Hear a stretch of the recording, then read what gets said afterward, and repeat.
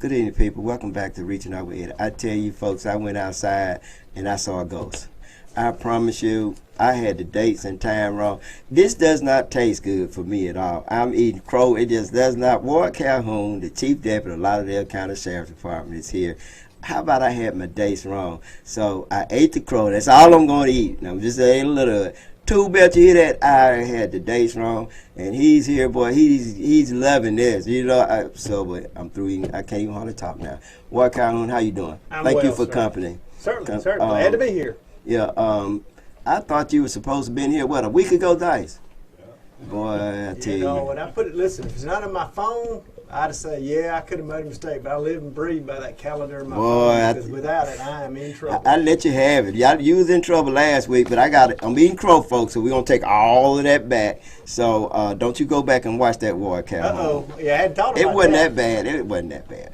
But anyway, I want to thank you for coming. Sure.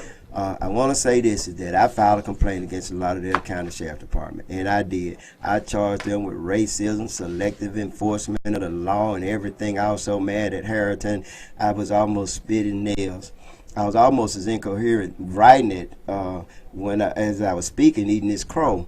But I want to welcome you and thank you for coming here. Sure. And he has the statistics here to tell you. I got to say this. I haven't been seeing the deputies out there on 8th Street so much so. And I researched the law, so just kind of so you to know. The law says about a sheriff on an individual case-by-case basis can allow for a sheriff or deputy sheriff to work like in a private industry and use his uniform and weapon, but it says nothing about the car.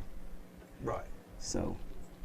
I'm not, well, I guess I'm not following your... They're using the car and they shouldn't be using the car. When's that? Talking about? Well, if they're off duty and they're giving out tickets. Oh, well, they're not technically off duty. They're being...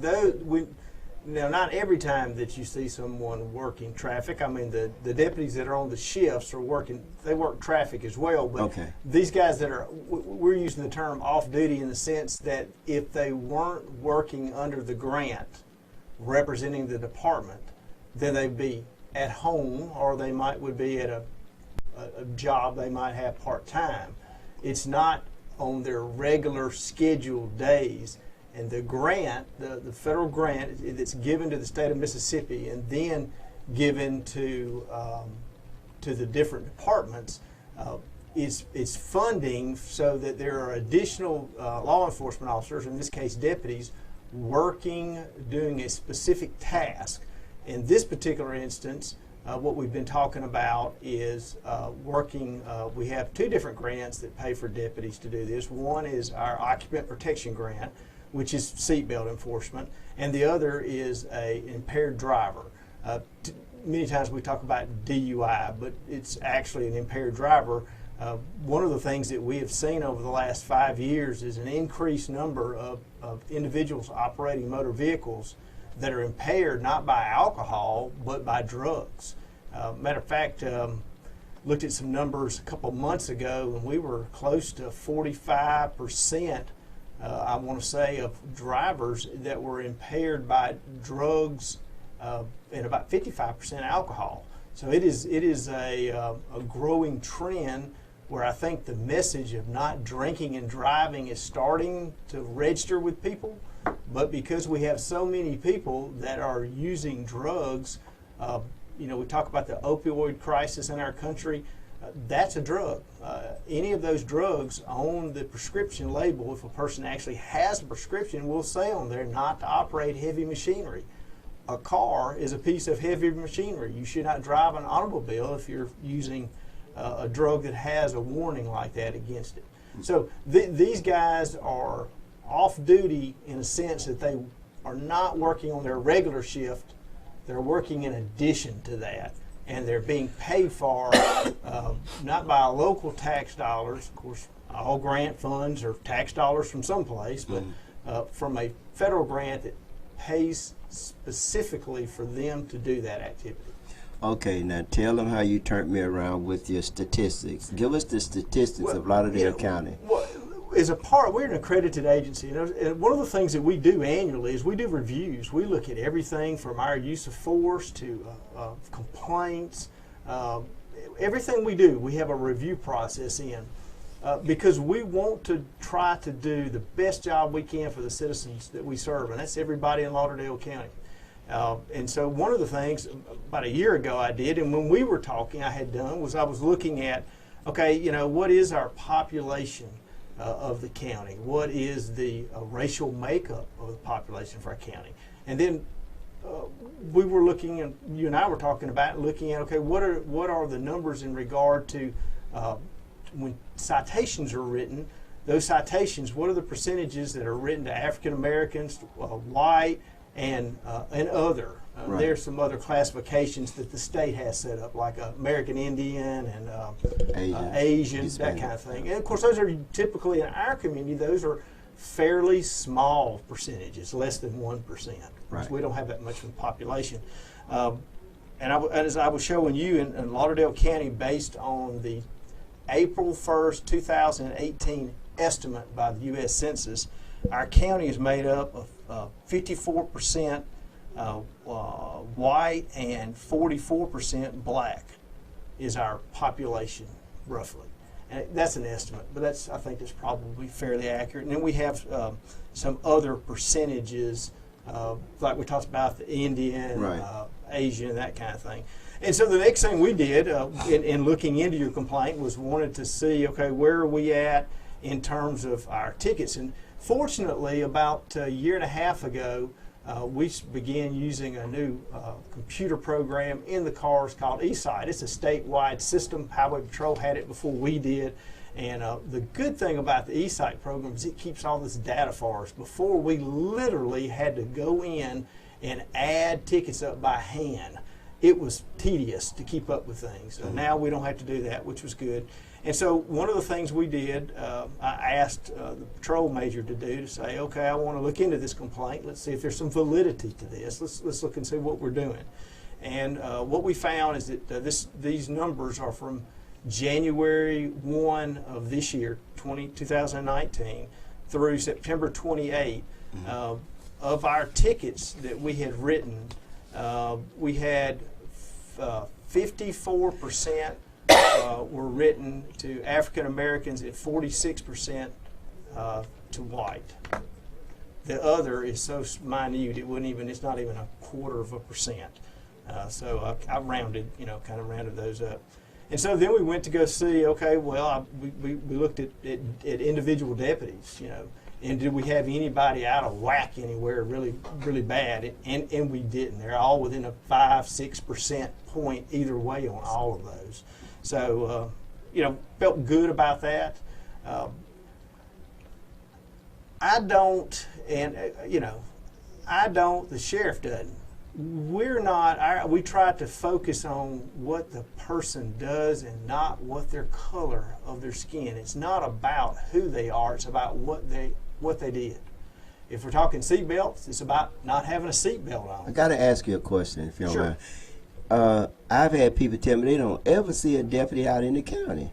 Not true. I mean, it's just They not see him true. in the city all the time. Got somebody You pulled got to over. think about when we have these grant activities going on, where are the majority of cars? In the city. In the city, exactly. And so that's where we don't force them to do it. We don't micromanage. We say to them, go out and work traffic wherever. And so because there's a majority of cars in town. But the other side of that equation is we are all Lauderdale Countyans. Every person, including those people who live in the city limits, pay county taxes. That's right. They pay for the sheriff's department too. I got to say this, I was shocked. I was surprised. Just folks, I was surprised. I really didn't expect any white people to get a ticket. I'm just telling you the truth. I was surprised.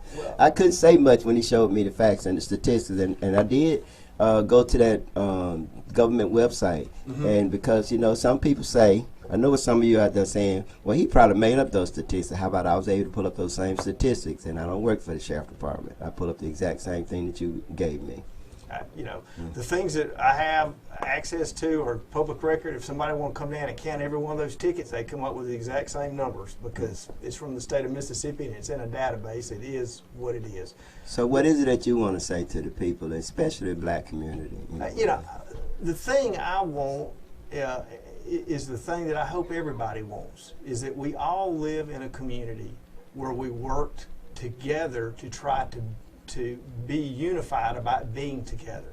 I think all people want to live in a place where they're safe. I think that they want to live in a place where they can go to work and their kids can go to school.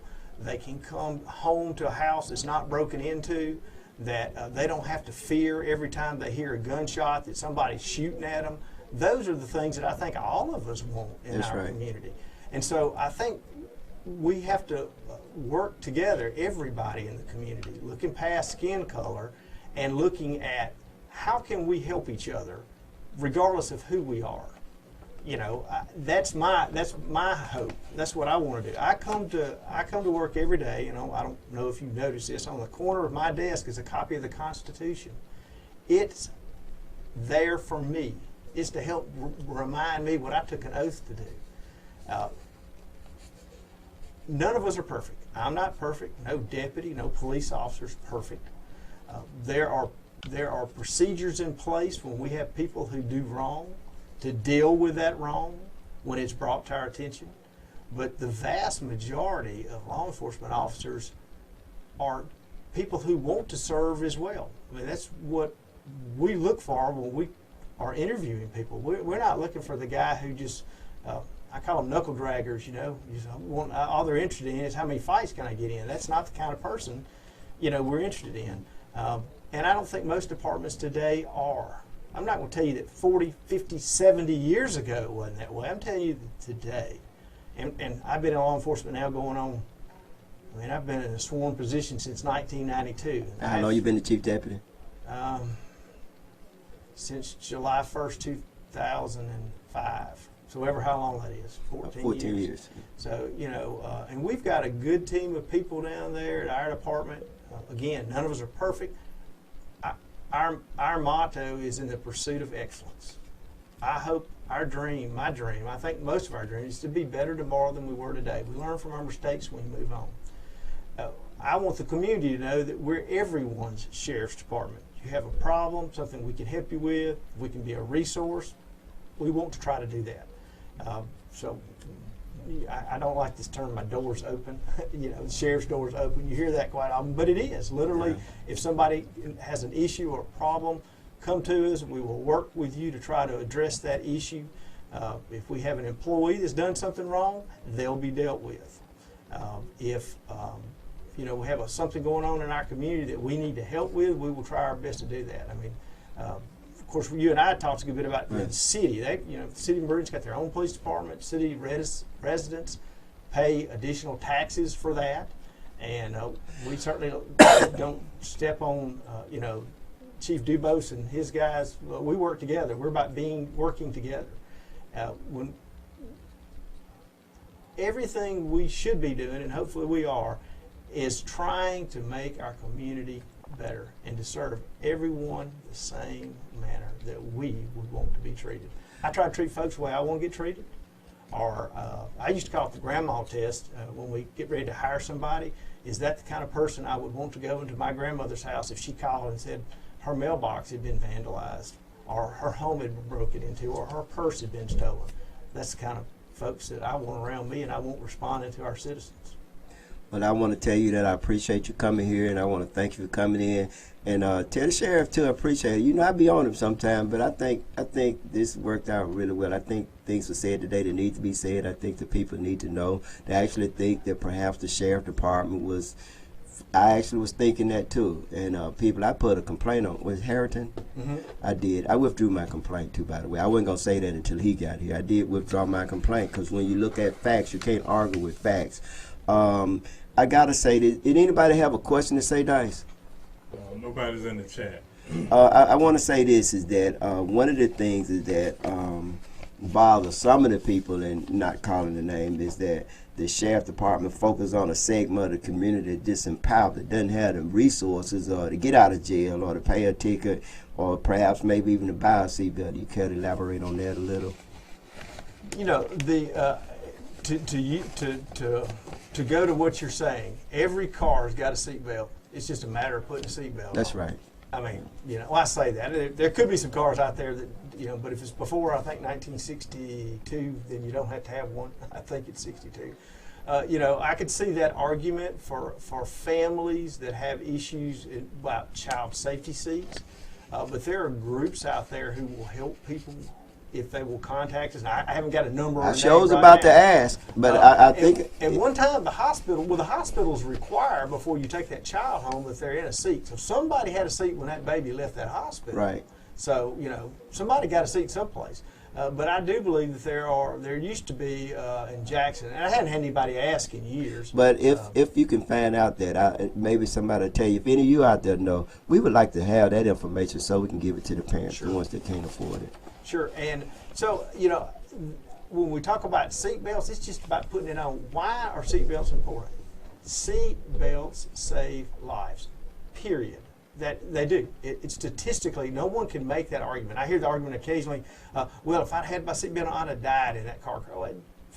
I'd have drowned. Well, no, actually, if you have a seatbelt on and you go into water, you're better off because then your head doesn't hit the windshield where you might be knocked unconscious, so you then can get yourself out of that car. Vast majority of our crashes don't involve water. The overwhelming 99 point, I don't know, a high percentage have nothing to do with water. Seat belts save lives. Wear your seatbelt. If not for yourself, do it for your family and the people who care about you, because it's going to reduce injuries in car crashes and reduce deaths. I can remember back in 98, 99, one of those years in there, we had 12 people die on county roads in motor vehicle crashes. We have only had in the last 3 years, I believe, we've had 2 train crashes this summer, and in those there was 3 people there. But before that, it had been a while since we'd had anybody. And of course, a train crash, a lot of times seatbelt's not going to make a difference because we're talking about a train versus a car. But we've had the number of individuals dying in our community has reduced greatly, and not all of it is because our seatbelt numbers are up. We have been up in the last survey, I want to say we were 77, 78%. I'd like to see us up in that. I'd love to see us at 100%. Seatbelt's one of those things I look at and go, these other states are in the 90s and 95%. You're going, why can't we as Mississippians, something so simple? We're always last. But we shouldn't. We shouldn't be. I mean, this is a simple thing to do, and it's one of those. I wish we didn't have a law about it. We shouldn't have to. Common sense ought to just tell us, hey, I'm putting my seatbelt on because it makes sense. Professional race car drivers, what's one of the things they do? And they're some of the best drivers in the world. They harness themselves in. They harness themselves in. I mean, so, there's a reason for it. I sometimes get on a stump about that because I've been to those car crashes. I've been knocking on those doors of those family members of people who died in car crashes, and not every time, but many times in my heart, I knew if they had a seatbelt on, I wouldn't be there telling them that their family member was dead. And quite often, not every time, but the vast majority of families, either at the time we're there talking with them about that or some number of days after, I get a phone call or a visit, and that's always one of the questions. Did they have their seatbelt on? And it hurts me to have to look at them and say no, because they go through the rest of their life when they think about it, wondering if they had only had their belt on, would it have made a difference? Well, I want to thank you for coming in, and people, I felt it was important that he come here and explain it because I know he would explain it better than me, and I was wrong with my facts. And hearing him and looking at his sincerity and everything, you kind of like have to reassess a lot of things. I had to eat crow. I ain't eating no more crow. I hope not. But anyway, I'm the person that if I say something wrong, I owe you an apology because I thought you were supposed to come last week. So I'm shaking his hand, people. I apologize to you, and I want to thank you for coming. Y'all never let me down. Every time I ask the sheriff don't care what I'm saying. He's coming. I mean, that's what I like about him, and there's a lot of people in the community, black folks, that have thin skins that will not come for one reason or other, but I appreciate you guys. I really do, and I want to thank you again for coming. Anytime we can do something, provide information, help with something, let us know. All right, thank you again. Dice, play us a song. I'm fixing Roscoe Jones coming up, people.